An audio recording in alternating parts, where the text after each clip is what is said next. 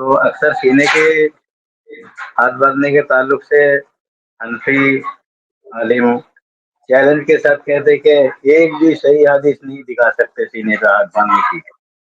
تو جب ہم کاؤنٹر سوال کرتے جب ایک بھی سینے پہ ہاتھ باندھنے کی صحیح حدیث نہیں ہے تو آپ کی خواتین کیوں سینے پہ ہاتھ باندھتے ہیں؟ تو ان کے جواب میں کہتے ہیں کہ یہ اجماع سے ثابت ہے، کیونکہ کسی مسلک میں یہ اختلاف ہی نہیں ہے کہ یہ پہلے سے چلا آ رہا ہے، تو یہ اجماع سے ثابت ہے. کیا یہ صحیح دلیل ہے کہ یہ اجماع سے ثابت ہے یا اپنے پاس دلیل ہے اس کی بنیاد پر سینے پہ ہاتھ باندھنا ثابت ہے؟ نہیں بھائی، یہ کہاں اجماع ہے؟ کبھی اس پہ اجماع نہیں ہوا. آپ حنابلہ میں دیکھ لیں، حنابلہ میں کہاں لکھا ہوا ہے کہ عورتیں جو سینے پہ ہاتھ باندھیں گی؟ تو ان کے یہاں بھی جو ہے، اور پھر مالکیہ کے یہاں جو بات لوگ یہ کہتے ہیں کہ ہاتھ نہیں باندھنا ہے، تو کیا وہ کہتے ہیں کہ نہیں عورتیں جو ہے سینے پہ ہاتھ باندھیں گی؟ تو ایسے بالکل یہ غلط بات ہے، اس پہ اجماع کبھی نہیں ہوا. اسی طرح سے جب اور اجماع اس طرح سے نہیں ہوتا ہے، مطلب اجماع ہمیشہ اجماع کسی نہ کسی دلیل پر ہوگا. آپ ایسا اجماع آپ کو نہیں ملے گا کہ کوئی سرے سے کوئی دلیل نہیں پائی گئی اور سارے لوگوں نے اجماع کر لیا، ایسا کبھی بھی نہیں ہوگا. مطلب کیا ایسا ہو سکتا ہے کہ اللہ کے رسول کا کوئی حکم نہیں ہو اور بعد میں علماء بیٹھے اور سوچیں کہ عورتوں کو کہاں پر ہاتھ باندھنا چاہیے، تو اللہ کے رسول نے بتایا نہیں، تو چلو ہم اجتہاد کر کے بتا دیتے ہیں کہ وہ سینے پر ہاتھ باندھیں؟ ایسا تو کبھی ہوگا ہی نہیں کہ کوئی دلیل نہ ہو اور اجماع ہو جائے.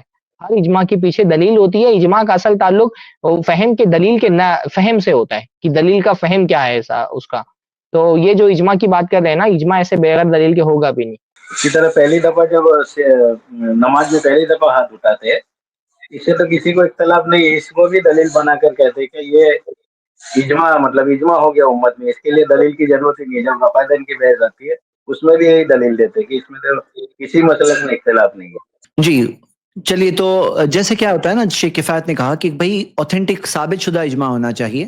اجماع بولتے کسے ہیں؟ ہاں مطلب اجماع کہتے کسے ہیں؟ وہ بھی کئی بار لوگ سمجھ نہیں پاتے. بنیادی بات کہ اتفاق ہو، اگر مجتہدین میں اتفاق ہو تو یہاں پر اختلاف واضح طور پر ہے، پھر کیسے اجماع کا دعویٰ کر رہے ہیں کوئی؟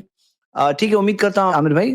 سرفراز بھائی نے واضح کر دیا، لیکن اس کے بعد پھر آپ نے آخری لائن جو جوڑی تو مجھے وہ بچوں کا سوال یاد آ گیا. اصول فقہ پڑھاتے ہوئے یہی سوال بچوں نے کیا کہ شیخ جو ہے وہ کسی پر اجماع کر لیں تب تو ہو جائے گا. تو یہ بچوں والی بات ہے کہ بھائی شیخ سرفراز نے کیا سمجھایا کہ ایک دلیل ہے، اس دلیل میں کئی علماء کا کئی قول ہے. اب کسی ایک قول، کسی ایک فہم پر تمام علماء کا اجماع ہو گیا کہ نہیں یہی راجح اور یہی صحیح ہے، اور اس سے پھر اختلاف نہیں ہوا. یہ اجماع ہے. لیکن یہ کہ کوئی دلیل ہے نہیں مسئلے کی، کوئی ثبوت ہے نہیں، قرآن کی کوئی آیت نہیں، کوئی رسول اللہ کی حدیث نہیں، اور پھر الگ سے اس کو قول کو طے کیا گیا اور طے کر کے تمام علماء نے اجماع کیا، نہ یہ عقلاً صحیح ہے اور نہ تو پریکٹیکل میں ایسا کبھی ہوا ہے. تو یہ بچوں کا ایک دم مسئلہ ہے. اس کلپ کی فل ویڈیو دیکھنے کے لیے ہمارے چینل پر ضرور آئیں.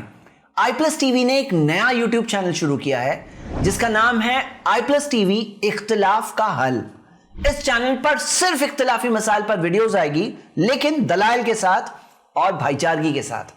آپ کو میں دعوت دیتا ہوں کہ آپ بھی ہمارے اس چینل کو سبسکرائب کریں، ہماری ویڈیوز کو شیئر کریں اور نوٹیفیکیشن آئیکن کو آل سلیکٹ کریں تاکہ آپ کو ہماری ویڈیوز کا نوٹیفیکیشن مل سکے. جزاک اللہ خیر، والسلام علیکم ورحمۃ اللہ.